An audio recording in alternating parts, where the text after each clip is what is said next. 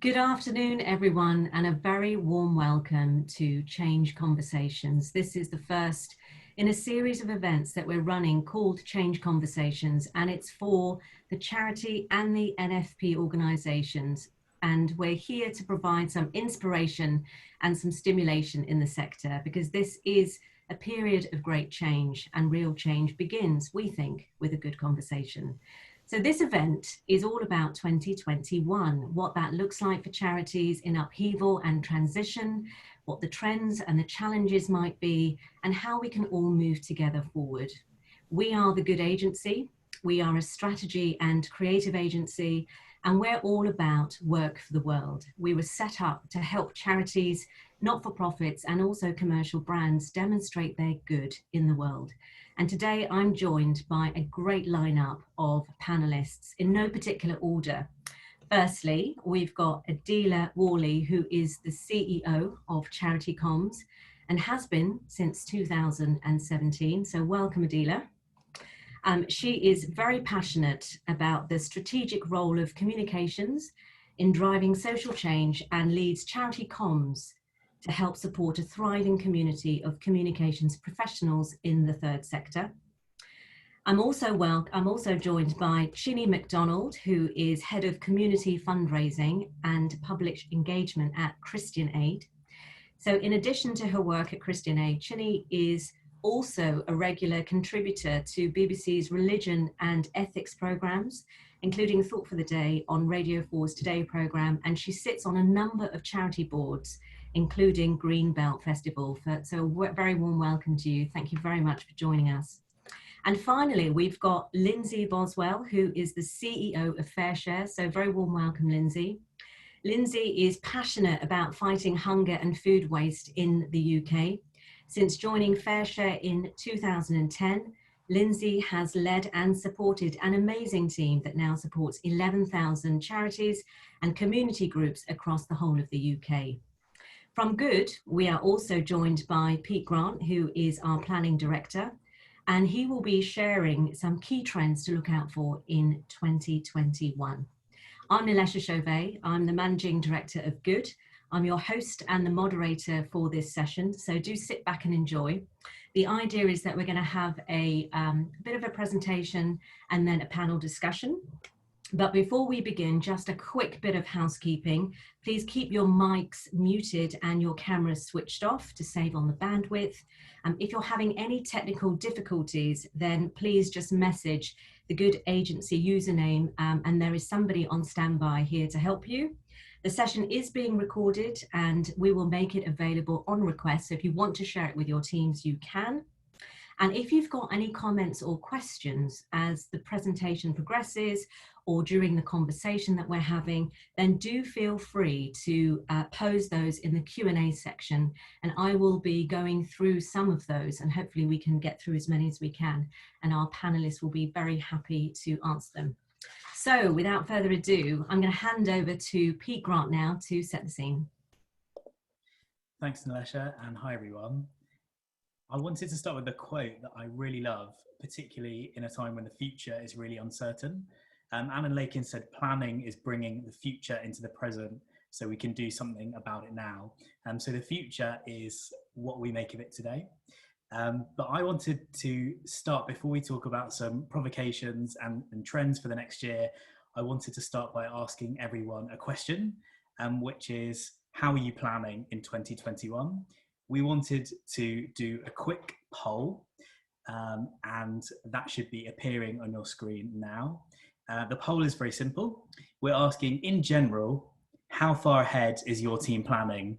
Are you short term, which is the first 6 months, mid-term, 6 to 18 months, or are you focusing long term? So that's more than 18 months. I can see the polling results rolling in as we speak. I can't wait to share. There is a very clear winner. So we've had 100 people vote, so I'm just going to end that polling now, and hopefully you should be able to see that. So a quarter of you said short term, just over half of you said mid term, and then just under a quarter of you said longer term. It's really good to see that people are somewhere in the middle, because we feel like COVID made everyone a little bit more myopic in their planning. A survey from the Institute of Fundraising earlier this year said that only 7% of charities were focused on planning beyond the pandemic. So 93% were so focused in the here and now that they couldn't look to the future. But as we're, hopefully coming to the final few months of the pandemic, though it may not feel like it now, it's time for us to look a little bit further than the end of our nose at what future we want to create together. And we have a word for the year. We love to choose a word for the year. And this year we thought the most appropriate word is transition. And the person who most brings that to mind is the new president of the US, Joe Biden, who described himself as a transitional candidate, paving the way for the new generation of leadership. And it's not confirmed, but he has actually suggested that he'll only stand for one term as a president so that he can build a bridge from the place that America is in now to a better place where it might want to be in the future, which is a really rare thing. And that in a way summarizes how we're feeling. We feel like we're in a world that's in transition. We know where we've come from climate exploitation and inequality, prejudice, health and well-being crisis, and civil distrust.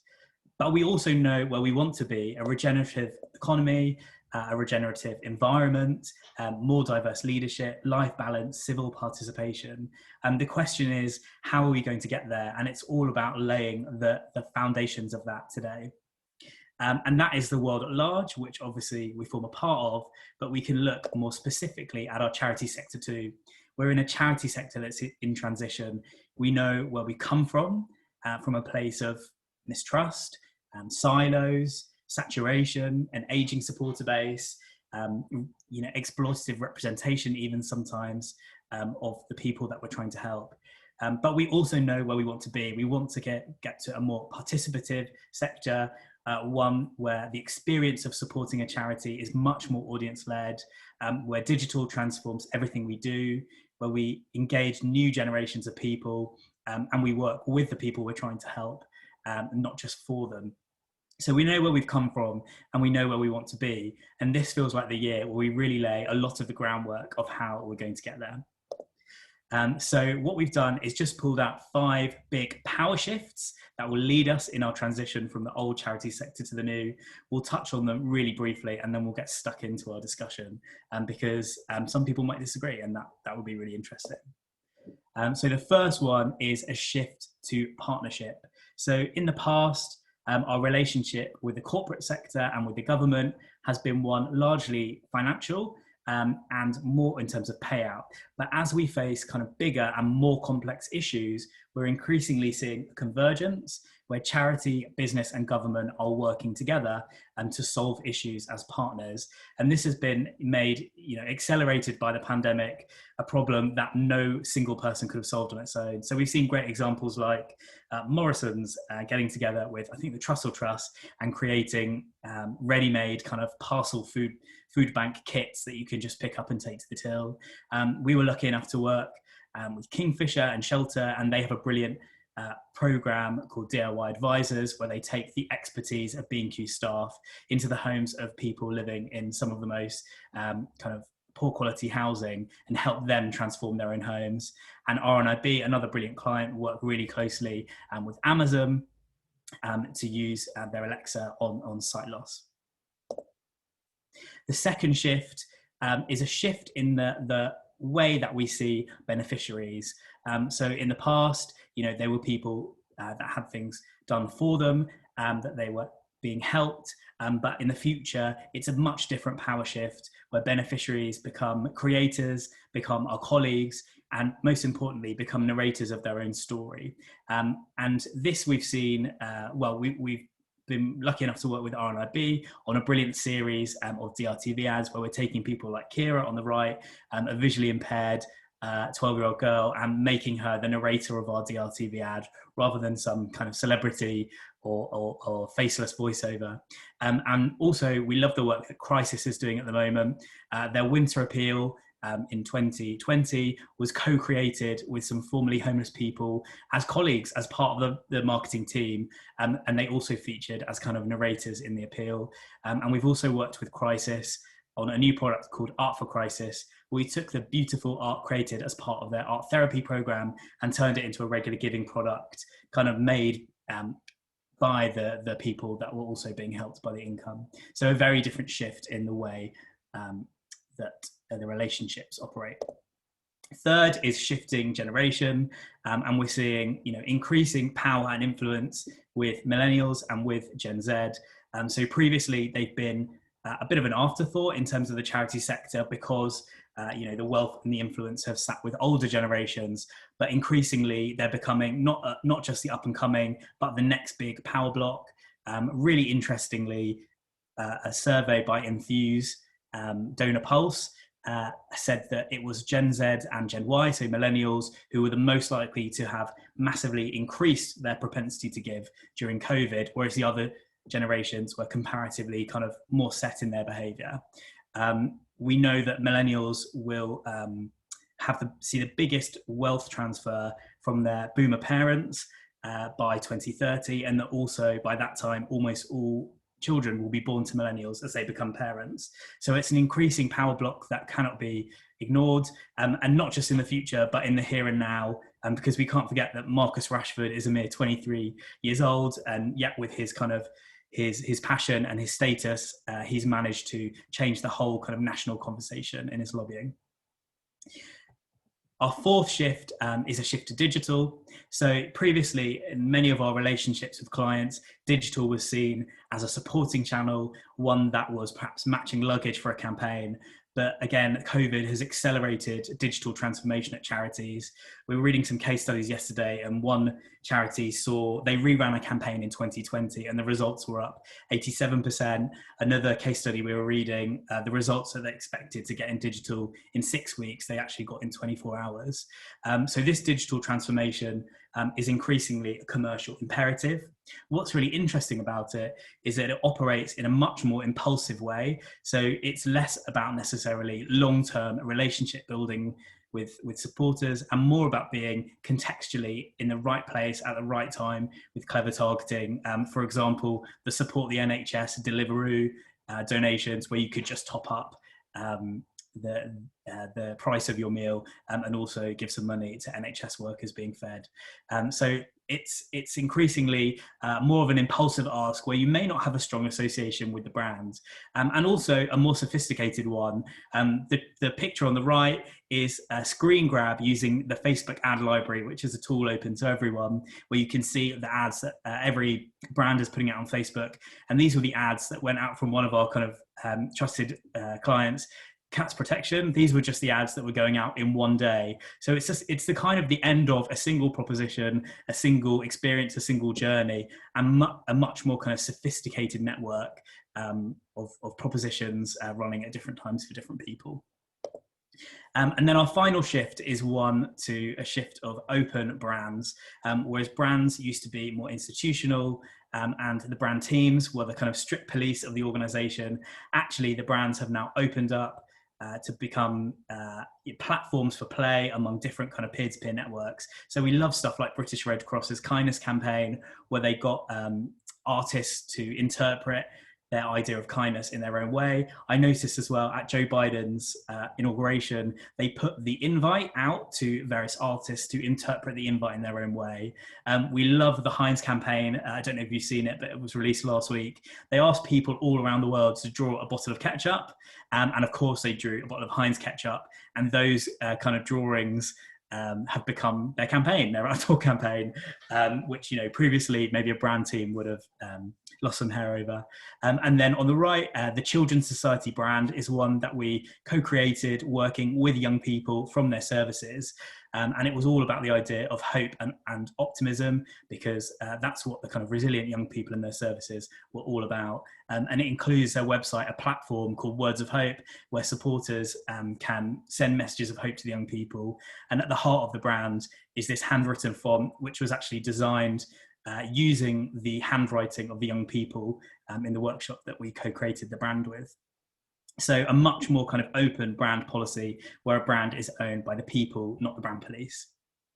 So those are our 5 kind of key trends for a sector in transition, but we wanted to kind of summarize them in a single way. And that way we think is just this idea of open up your mission. And this is a chart we've been thinking about a lot. It's a brand eclipse where on the left is your kind of supporter. On the far right is the mission that they want to involve themselves in. But in the middle is often the institution, the charity itself, that kind of gets in the way and is so kind of big and monolithic that it stops a person actually interacting with the mission. And this is true because there's a brilliant report that Kite Factory and YouGov have produced together asking people what their biggest barriers to fundraising are. And the top 5 were: the charity keeps harassing me, they're not making progress, they're wasting my money, they're always asking and never giving back, and they're making it difficult to give. And all of these things speak to the feeling, it may not necessarily be the truth, but the feeling that the charity, the institution, is getting in the way of the mission. So at the heart of all of this, it's about opening up your mission to as many people as possible. And finally, to end on this note, we think that the pandemic is helping charities actually get back to their original purpose. And we feel like that we've maybe forgotten as a sector that the purpose of charity is to solve problems, it is to solve social issues. And that means being agile, and working in different ways and being collaborative. And our purpose isn't to sell direct debits or marathon places or to run charity shops or will writing services. Those things are merely a means to an end. And actually at the heart of what we want to do is solve social problems in the best possible way. And that opens up all kinds of possibilities. So that is enough from me. I'm now going to hand over to Nalesha to moderate our questions. Thanks so much, Pete. I'm sorry if you're having some broadband issues. I know I've been seeing some of the messages. That's become the new normal now, hasn't it, in lockdown? So panelists, there you have it, 5 big power shifts. We talked about partnerships, we talked about shifting narrators, generational shifts, a focus on digital. We've heard that so many times, more open brands, but fundamentally organizations just need to get out of the way and we need to focus on the mission. That's what we're seeing. 11 months of a crisis, 3 lockdowns. Where do you think we are now? I feel like I want to ask that question to Lindsay. I'd love to hear your thoughts. Thank you very much. And Pete, thank you for those thought-provoking comments. Actually, I think that it's really interesting to link the shift to partnership, also into getting back to our problem solving, and I think particularly where my organisation is at the moment. I mean, we've more than doubled our social impact during the pandemic. We've more than doubled our income during the pandemic, and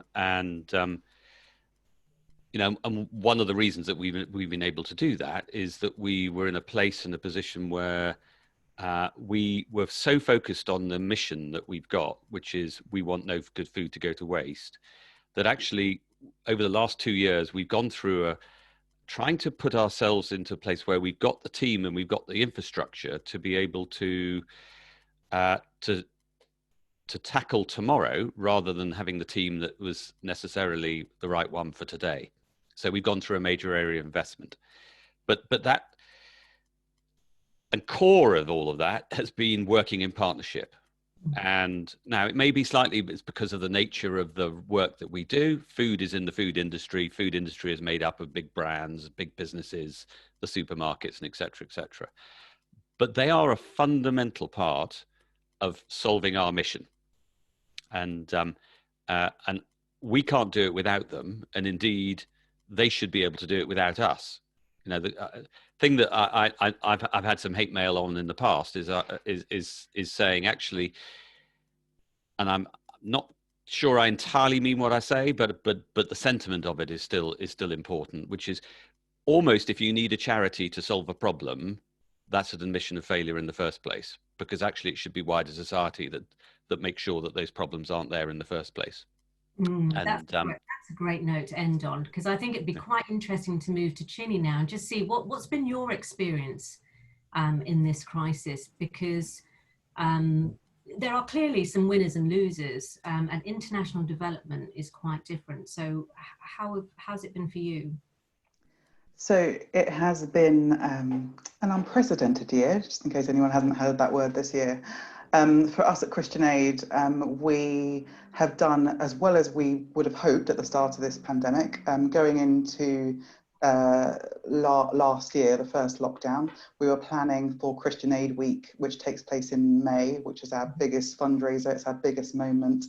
We mobilised 55,000 volunteers to go to host events and do door-to-door house collections. Obviously, a lot of that couldn't happen, so we had to innovate and change very quickly. But for us, I think it was really interesting in that last year was our 75th year. And so for us, we had to reconnect with our purpose, even in kind of being able to talk about our 75th, which we're celebrating this year now. We reconnected to why we existed in the first place, which was to help those who live in poverty around the world. And we reconnected with the fact that that could only happen through people being the people who make the change. So individuals as change makers. So that was really helpful for us in reconnecting with our purpose, but also changing our messaging and empowering others to kind of make the change that we believe that we want to see in the world. That's great, thank you. And what about Adila? You've got a great 360 helicopter comms perspective of the sector. What's your view?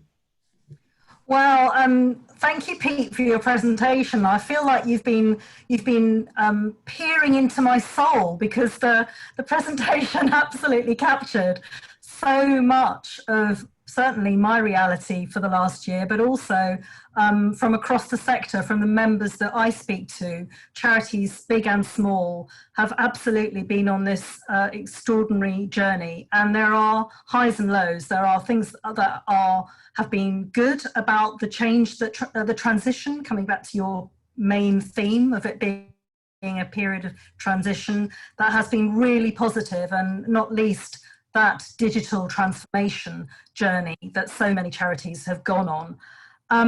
But I think we are at the point of transition, because not least because many people in our sector are feeling exhausted by the COVID pandemic, but also because it's a time to step back and reflect, to kind of come out of the all hands on deck emergency mode into a period of reflection and where we go next.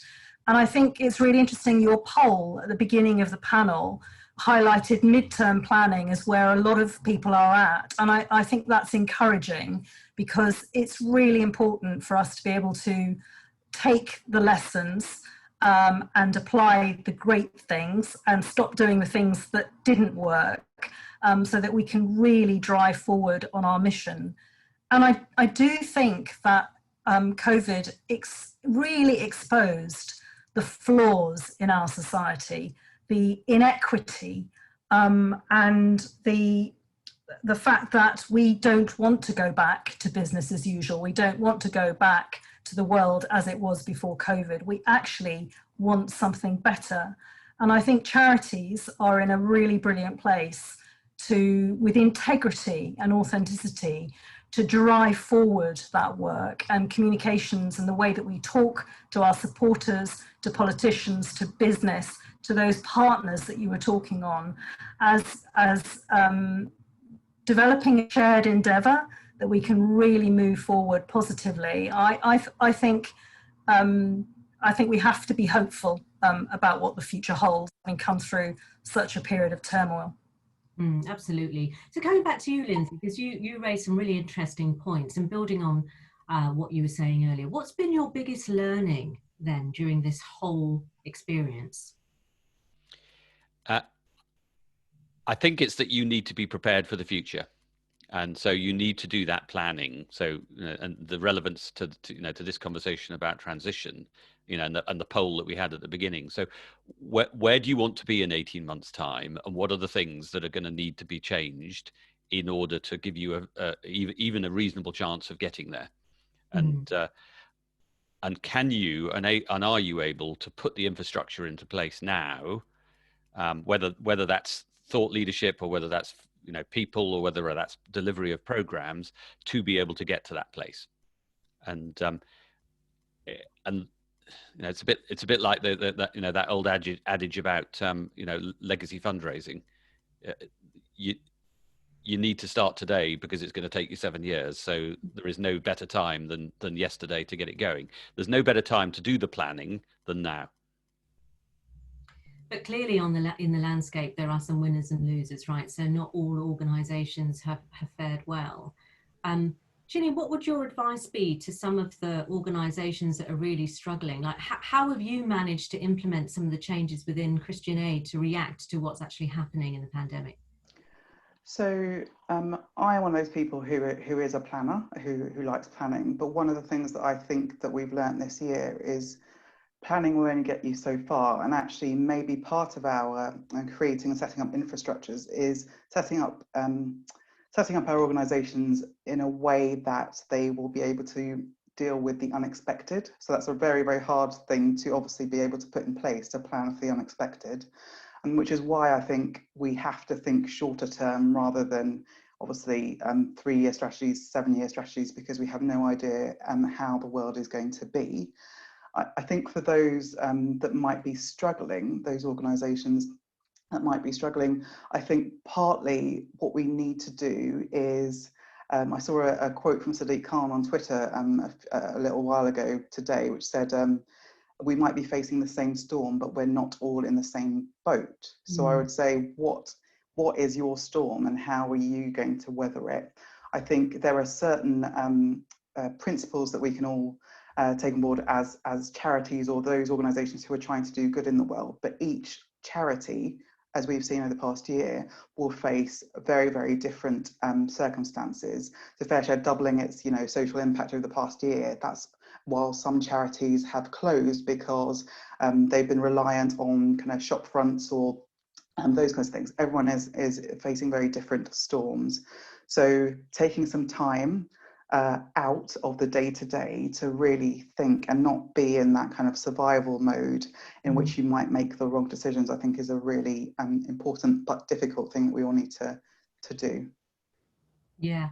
I mean, do you think, I go back to, depending on what your mission is, do you think some charities have fared well depending on what the cause is? Because obviously during the pandemic, there were certain topics that were very, very front of mind. So for example, we've got a comment here from someone in a nature charity, and she writes, we are a nature charity, and throughout the pandemic, we have seen a huge uplift in engagement with our social media and with our digital content, which is great. This is also a new audience for us. Although we are getting good interaction from a younger audience, we are finding it very difficult to convert them to donors. Any advice? So income, I think, is a real issue, right? Because it's been really difficult for a lot of charities to raise money. Adela, what advice would you give, and in particular to Louise Collins, who has raised that question? Well, I'm not sure there's an easy answer to that one, because it's always a challenge, fundraising, asking people to give their time, their voice and their money. And I think one of the ways that charities have worked really well on this is to really think carefully about the user experience, the audience experience of your brand, and making that as positive and rewarding as possible.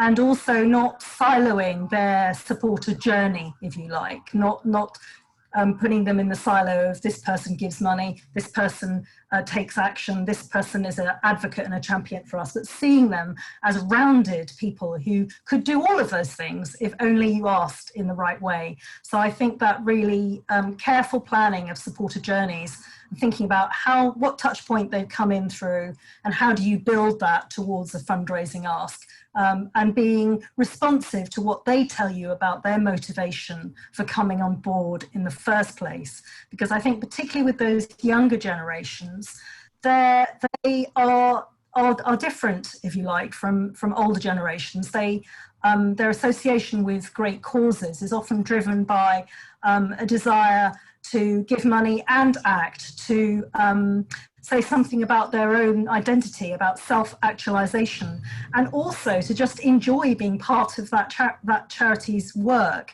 in lots of different ways. And I think you asked me when we were preparing for today about some of the ways that charities are engaging with young generations, and digital has given them a whole new way of doing that. And they are testing out new platforms, whether that's TikTok, whether that's platforms where you can go online and do gaming and raise money for your favorite cause. All of these new platforms give ways to kind of see engagement as a rounded experience rather than separated out. So I think that's something that I've seen a lot of, and I'm really, really pleased to see it.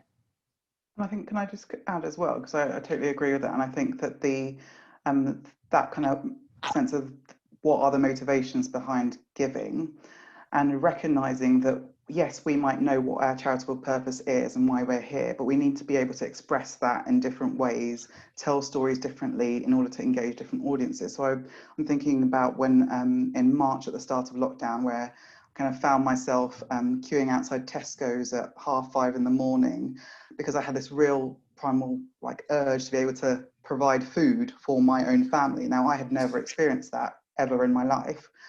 If someone at that point had asked me to give to Fair Share or to the Trussell Trust, or I would have definitely given, because I had that sense of understanding of what the need was. Coming into Christian Aid Week last year, our kind of hero story, our messaging was going to be about climate change in May of 2020. Now, we knew that that wasn't going to land, so we therefore had to quickly change our story to COVID response and how we're responding in the countries that don't have the facilities that we do. And that therefore resonated really well with what people were going through in the UK. And for us as a development charity, this is the first time that we've had our donors experiencing the same thing as the communities that we work with. And we've really found that that has been able to, people have resonated, we've got new supporters on board, our campaigns have been successful. And I think we need to take with that, take that with us into the future, that idea of relevance and good storytelling. No, I completely agree, and I would build on that too, as also on your point about being in different storms. The kind of flip side of that is we all have sort of different assets in our hands, and whether it's relevance because of COVID-19 or food, or perhaps something else, and you could take a pessimistic view, or you could take an optimistic view and say, actually, we have this XYZ asset that we're not using that we could really leverage. And the one that we're seeing is the most underused for charities is their expertise. And those younger generations, one of the things that they really want is education, self-development. So one of the things we worked on was Sense Sign Schools. So for Sense charity for people with complex disabilities, they were experts in sign language, and we produced something where people could learn sign language for free online for 6 weeks, which was perfect in lockdown. So it's kind of the flip side of everything's terrible, but also we've got all these great things that we've never used before, and can we bring them to the forefront? And that could be really exciting. And just building on what Pete's just said, and going back to the original question from the lady from the Nature Charity, is listen, I can't help thinking that there's something in there around the fact that before we were all just getting on trains and commuting and getting our heads down, and actually we now get and understand. And I look out my window, and I've never seen so many people walking in the woods. I've never seen so many people getting an understanding that nature is good for our mental health, and that we need to take breaks and we need to get out there. It's well documented the number of people who've got pets during the breakdown and are taking them out for walks. So there has to be an angle of how do we bring the vitality of nature to life and engage with those individuals. I mean, 2 16-year-olds highlight their day is going for a socially distanced walk together in the woods. Who ever thought the hell that would happen? I mean, I've spent 20 years trying to get my kids to go for a walk. Now I can't keep up with them, and so it yeah. is depressing, but and it's difficult, but there has to be opportunities in transition. There's no denying that the pandemic has forced our hand in many ways, and there's definitely been some positives to come out of it. I guess the question on my mind, and might be on the minds of some other people in the audience, is the sector was talking about change for many, many years, right? So even before the crisis, we were talking about the acceleration of digital. It was then GDPR. We were talking about shifting audiences. Do you think had the pandemic not happened, that what do you think would have happened? Do you think charities would have changed at the rate that they're changing? Do you think it took a pandemic for charities to actually change? And what does that mean now, once we start emerging from lockdown? Lindsay. I think no, please, on you go. No, Lindsay, you go. I think the thing that's accelerated the change is society has changed as a result of the pandemic and the lockdown, and the charities are having to respond to that. We are all looking and thinking as members of communities and members of the society in a fundamentally different way. I don't think the change in the voluntary sector would have been as fast and as great had that not been the case. But the positive out there is that actually charities are changing incredibly quickly, because the communities that they're based in are changing incredibly quickly. Are they though, Lindsay? Are they changing quickly, or is that your experience? Is that sector wide, do you think? Well, in any turmoil, whether it's an economic crash or something like that, there are going to be winners and there are going to be losers, and there are going to be consolidation, and there's going to be increased competition, and I don't think we should lose or apologize for the fact that actually some charities may need to merge, and that's part of some of the problem solving is the connections and the communities, people coming together. If some of that competition is now coming from corporates who are seeing that they want to get into this space, that creates, that really ought to act as a slap in the face to us, to be able to say, well, we've got to up our game. And if we don't, we're toast. And I'm afraid that's the reality of life. Adela, what were you going to say? Yeah, I kind of building on Lindsay's point, I suppose to be a little bit controversial, I'm an absolute passionate advocate of charities and their communicators, and many of them have stepped up to the plate and done extraordinary things in the last year, and I definitely recognise and celebrate that. But I do think that we went into the pandemic on the back foot. I agree with your opening presentation. I do think that sometimes we just haven't moved fast enough, that we've been prepared to just carry on with business as usual, or just hunker down and say, we're the good guys, we're doing the right thing, aren't we? And actually the pandemic has thrown that all up in the air. And the role of business and purposeful business was also disrupting our sector before the pandemic came along.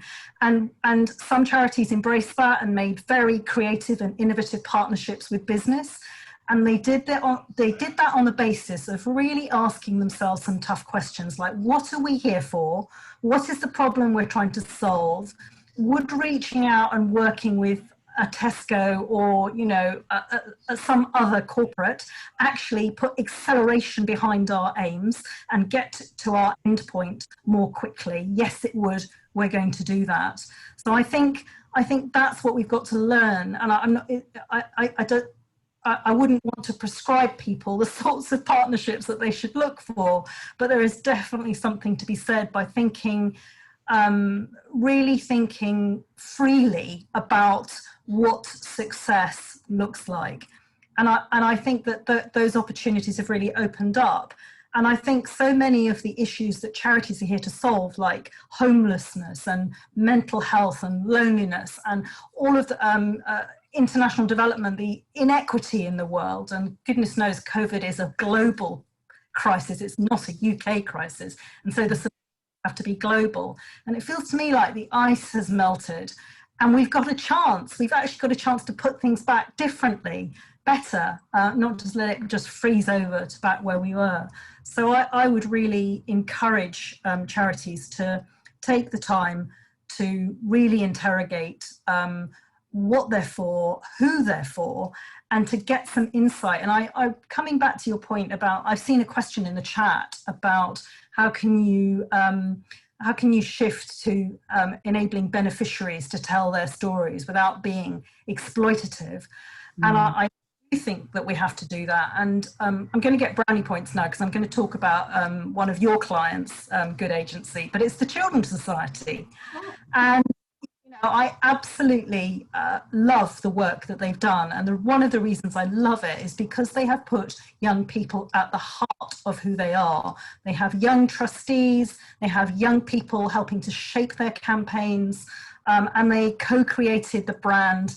The insights that they provided created a brand that is true to them and allowed them to have a positive voice for young people.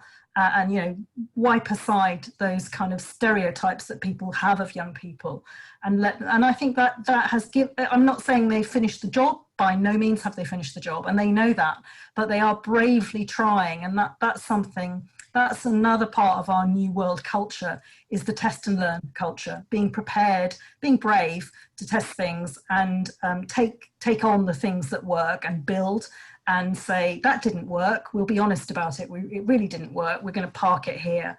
So I think that's just a new mindset for the world described, the world of transition. Yeah, I mean, there's no shortage of humility in the charity sector, that's for sure.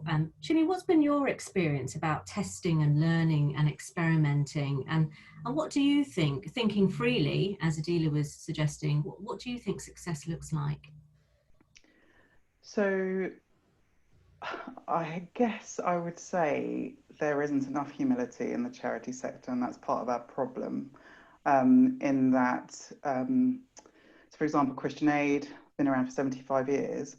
What would it mean for us to really work hard so that we don't exist in 75 years' time, so that we are not in these jobs, so that we're not doing things that make us feel good, so that the people that we are here for in global south countries around the world have an experience of what it means to be treated with dignity, equality and justice. Now, in order for us to do ourselves out of business, we have to be really brave and make some really, really difficult decisions about how we operate. So that kind of power shift that was talked about earlier, the kind of power shift between global north and global south, globally, but also within our own organisation. What does that look like to be really authentic when we say that? I think us all moving to using online technology, Teams for our team meetings, has really helped to accelerate that kind of breaking down and that levelling, both between our offices in London and other places in the UK, but also between UK offices and those in Kenya, Nigeria, India and other places that we work, because we're all on an equal platform. We're all little boxes on Zoom. So I think that there are we have to be brave in those decisions. And for Christian Aid, I think our bravest thing that we did last year was, a few months after Black Lives Matter, was to invite external consultants to do a basic consultation on race and diversity within our own organisation. And Christian Aid is the best place I've worked in terms of race and diversity, but we asked ourselves some really difficult questions and publicly talked about the difficult findings that were found from that consultation. And we therefore said, in order to address these things, we're going to be making these changes over the next 18 months so that we can be held accountable, so that we're not just kind of doing things as again. So I think for us, it's been about being brave and being vulnerable and asking really difficult questions. And I think that's something that all charities need to keep doing even after the pandemic is over. Yeah, I'm glad you mentioned the operations, because I think there is a great operational shift that's taking place, right? Because with changes, you need a new level of expertise, and so much stuff needs to be sorted out. Lindsay, what's your view? Do you think we've got the right talent in the sector to be able to really transition in the way that we need to, in the way that consumers and donors are expecting us to? I think we've got the right passion in the sector. I think we could do with much more talent, and that is in no way to pass comment on the sector at the moment. But we're talking about transition, so we're talking about change, and we're talking about where we want to go and what we want to get to. I have never understood why people from a commercial background wouldn't want to come and do what I do, because I've got the best job in the world, and so we need to. I think we as a sector need to be much more open to attracting in talent from all walks of life. I think we need to be much better at understanding that they will bring a different perspective, experience, and corporate culture, and that's absolutely fine. There's probably too much of that person isn't going to fit the way that we think and the way that we work, as opposed to, wow, that person thinks differently to us. What a fantastic asset that's going to be. Absolutely. So do you think that might be holding us back then? I don't know. That's an honest answer. But the more, I am a charity chief executive, and I've worked in the voluntary sector, charity sector, for over 30 years.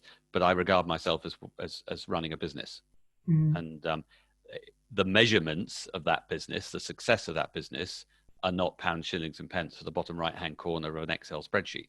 They are about the difference that we make and the impact. I think not everybody in our sector thinks like that, and to be able to infuse the voluntary sector with much more of how the commercial world thinks. I've got a really interesting experiment at the moment. We've got 6 people seconded to us at the moment from the John Lewis Partnership. So we've got 6 very commercially minded individuals who have come in, and we put them into key roles, and they're really shaking us up. They're really asking us some really tough and difficult questions. And but my goodness, aren't we better for it? And so I guess, yes, the answer has to be, it probably has held us back. I mean, there's no shortage of people thinking that, doing good in the world is a great thing. And, lots of talented people are now finding this sector quite attractive. Do you think it's the culture? Do you think it's the culture that's putting people off? Because actually, in order for the sector to really transition, it needs great talent. And we know from just the diversity and inclusion debate that's been quite a hot topic for a number of years, that we have a problem which we still haven't sorted. So that doesn't give great confidence. Shinny, what's your view on that? Do you think we have the talent that we need? I work with some of the most talented people I have ever met, obviously. We do have talent, but I think that there is in order to innovate and to still be around for the next little while, in order to address the problems that we want to address in our society, we do need to make the brave decisions, but those brave decisions often have to come from somewhere else, or people who don't have the same experiences and who aren't wedded to the things that we hold sacred, I guess, within the charity sector.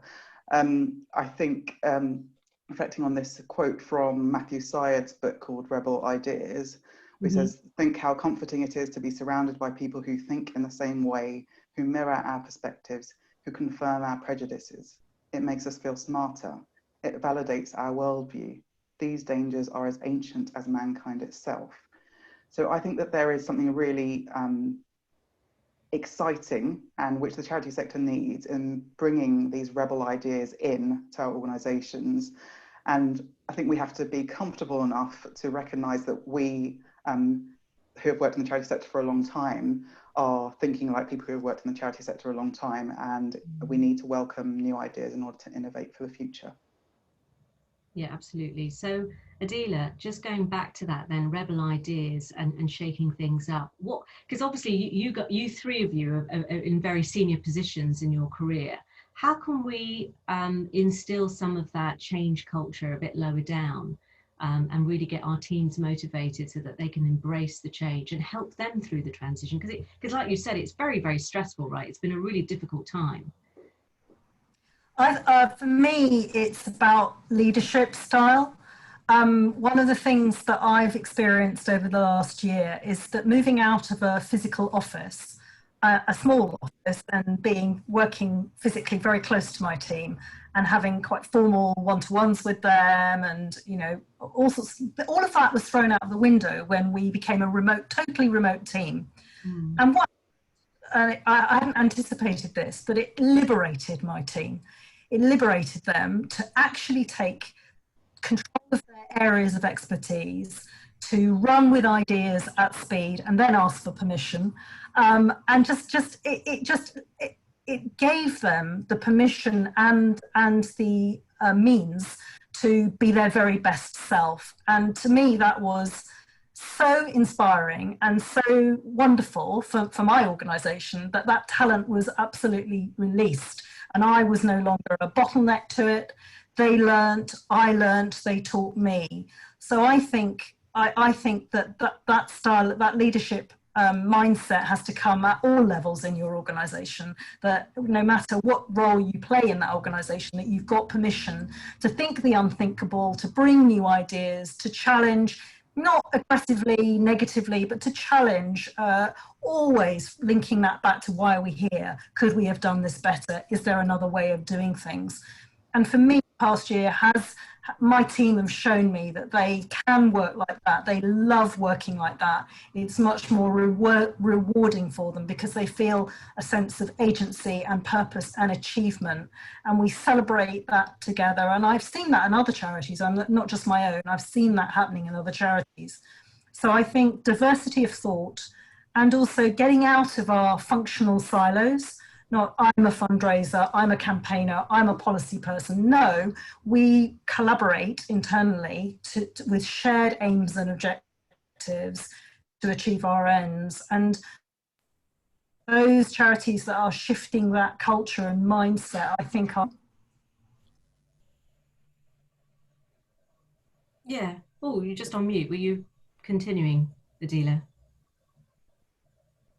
I was pausing because I felt like I dominated the airways. No, not at all, not at all. I mean, it's just interesting because while you're talking, we've had a comment in and it says, having come from the commercial sector and been covering a maternity role for the past year, there is a significant contrast with regard to culture, which is quite challenging. I mean, that's quite interesting. Yes. And it's not a surprise. And I think, do you think charities are a little bit insular? Because sometimes I feel that we're very insular in that we think a certain way, but actually the audience out there are seeing and looking in a completely different way.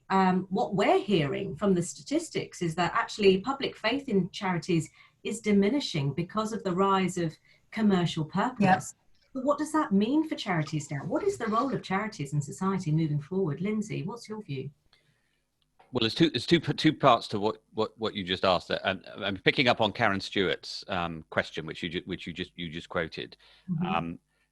It shouldn't be tough for somebody from the commercial background to step into a charity culture, but it is. But actually, if we listened to, and I just loved what Adila just went through, and I'm sorry you stopped. I'd love you to keep going, but because I completely and utterly agree with you. To answer your specific question around the commercial, the commercial purpose world, there is always a role for increasing the understanding that in those corporates who have the budgets to scale, the reach to be able to make a real significant difference, but they need their hands held to be able to know exactly where that is. But they also need to be called out if the change that they're trying to make is a veneer for purely commercial activity. And because that happens as well, the greenwash point. And so I think there is still a very, very significant role for the voluntary sector to do. I mean, I'm having a conversation with some of the major supermarkets at the moment saying, listen, we're solving your waste problem. Why are we doing that? Why aren't you doing that? Because I see that as being the best way of us achieving our mission. So in other words, I'm trying to put more pressure on them to change and do the right thing. And if, I don't think it will, sadly, but if that ended up in a world where the problem that my organization exists to try and fight has gone away, then it's job done. Why do you need a charity in the middle of it? Let's just get let's just get society solving the problem in the first place. Jenny, what's your view on that? I think in terms of whether there's been a fall in trust of charities among the public, I think that's not something that we've seen borne out over the past year, I think at Christian Aid, because our donors have been incredibly generous, unexpectedly generous. I think we'd made some assumptions. I think you could see that borne out as well in the way that the public has almost like unleashed this kind of generosity by giving to NHS or helping their neighbours. I think people want to be able to help other people, and that is what charities are there for. So clearly, in some ways, we haven't been either saying the right thing or asking for the right thing or asking in the right way at the right time. So I think we can learn a lot from how the kind of public campaigns that have kind of risen up through social media, or Marcus Rashford, all those things. What is it that they have done well that we can take with us and learn from? Because the public does want to help. There are negative perceptions about charities, so we need to play a role in kind of changing those perceptions positively and showing the real good that we do in the world. Yeah, absolutely. No, I'd love to build on that, because I recently sat in a focus group of people where we discussed the future of charities, and it was exactly what you said, Sinead. People saw charity and business playing different roles. So business had the resources and the innovation and the energy, but charity had a level of independence and expertise and care and compassion that business didn't necessarily had, because the end goal wasn't profit, and neither is better than the other. And actually, when you bring them together to work together, it's a really great alchemy. And so I think that's going to be a really interesting lens for solving issues in the future. If there's one bit of advice that you could all give to the rest of the sector to help us all out of the crisis and give us a message of hope, what might that be? Adela, I feel I want to come to you. I think one of the things I would say is it follows on my contribution just now, which is value, invest in your staff. They are, the people who work for you, your paid staff, your volunteers, all the people who make your ecosystem. Really value them, listen to them, hug them close, and celebrate what it is that they give you, because they are the lifeblood of what you do. So I definitely say that. And for your external audiences, I'd say audience insight. The more you understand about who you're talking to, what makes them tick, what their aspirations are, where there's a synergy of those things with the cause, then you will craft what you offer them, their experience, your products, your services that really make them tick. And so, yeah, I think for me, it's all about people. It's people, relationships, and investing in them. Ginny, any closing remarks from you and messages of hope? Yeah, I think the message of hope would be to be brave, to learn from past failures and successes, and to learn from places that we don't normally listen to. So whether that's business or sporting heroes, and to kind of copy what they have done. I think also in terms of bravery, while reconnecting with your mission and why you're here, I think charities have to be able to pivot in the same way that restaurants have done in order to still exist out of necessity. So pivoting and bravery, I think. Great, thank you. Pete, what would your message of hope be? I've been thinking about change as a sort of a chemical equation, and if you want to get to a different result, you need to have a new ingredient. So I think it's about bringing in something that's going to shake things up, whether it's a new partnership or a new leadership or a new input. I think that's got to be the key for change. And Lindsay, are you able to draw the threads together? Oh dear, thanks for that. Well, the bravery point is something that really resonates. I always say to my team, more than anything else, I want you to be honest. And what I mean by that is I expect you to make mistakes, but I want us to talk about those mistakes because it's a fact of life that we learn more of from when things go wrong than when we do when things go right. And so do not be afraid of trying something new, doing something different. And if it doesn't work, it'll probably make us stronger. And then on the hope side, we now live on this island in a community that has all gone through the biggest issue that is going to face us in our lifetime. We have a shared experience like no other before, and there has to be hope and opportunity of how that can bring us together, that can create conversations, and that can make new relationships. It might change some of the ways that happened in the past, and change is an inevitability. So there might be some organizations that need to hold hands with another organization in order to deliver their mission. But fundamentally, there's an opportunity here that's absolutely to die for, and gives us huge potential. It's just sad that it comes out of such horror, such tragedy, but also such bravery and such community spirit.